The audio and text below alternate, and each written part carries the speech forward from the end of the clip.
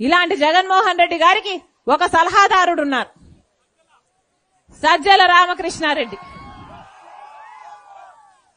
పొద్దున నా టీం చూపించింది ఒక చిన్న వీడియో క్లిప్పు. దాంట్లో నన్ను పేడ్ ఆర్టిస్ట్ అన్నాడు సజ్జల రామకృష్ణ గారు.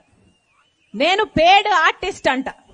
రాజశేఖర రెడ్డి బిడ్డను పట్టుకొని పేడ్ ఆర్టిస్టు అని సజ్జల గారు అంటున్నారంటే ఇది ఇంగితం ముందే మాట్లాడుతున్నారా, లేకపోతే అధికార మదం ఏమైనా తలకెక్కిందా?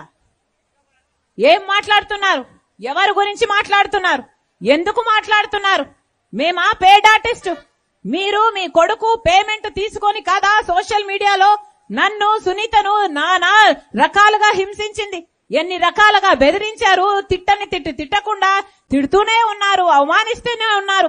ఆఖరికి నేను అసలు వైఎస్ షర్మిల రెడ్డినే కాదంట, రాజశేఖర రెడ్డి గారికి పుట్టనే లేదట, ఆఖరికి విజయమ్మను కూడా అవమానించిన వాడు ఈ సజ్జల. ఈయన కొడుకు సోషల్ మీడియాలో అంత ప్రభావితం చేయగలిగారు, అంతగా స్ప్రెడ్ చేశారు, అంతగా అవమానించారు. అలాంటిది ఈరోజు సజ్జల గారు ఇంత ఘోరంగా మాట్లాడుతుంటే ఈయన జగన్మోహన్ రెడ్డి గారికి సలహాదారుడుగా ఉన్నారంటే ఇది జగన్మోహన్ రెడ్డి గారు చేసిన కర్మ కాకపోతే ఇక ఏమిటి అని అడుగుతున్నా. సజ్జల గారికి చెప్తున్నా, నోరుంది కదా అని పారేసుకోకండి.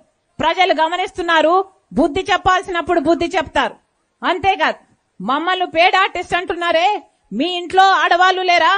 మీ ఇంట్లో మేము కూడా పేడ్ ఆర్టిస్ట్లా? మీ ఆడవాళ్లు డబ్బులు తీసుకొని అన్ని చేస్తారా అని మేము అనగలం, కానీ మేము అలా అనం.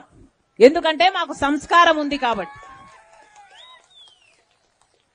మరొకసారి చెప్తున్నా, జగన్మోహన్ రెడ్డి గారిని జై జగన్ జై జగన్ అంటున్నారే, వాళ్ళ